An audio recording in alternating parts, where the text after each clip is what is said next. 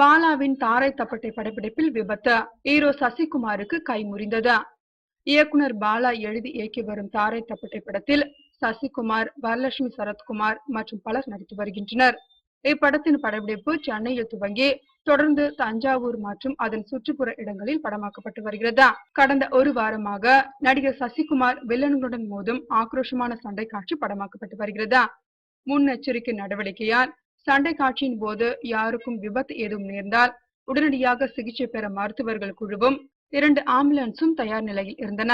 படமாக்கப்பட்ட ஆக்ரோஷமான அதிரடி சண்டை காட்சியின் தொடர்ச்சியின் போது நடிகர் சசிகுமார் சற்றும் எதிர்பாராத வண்ணம் விபத்துக்குள்ளானார். அவரது இடது கை எலும்பு முறிந்தது.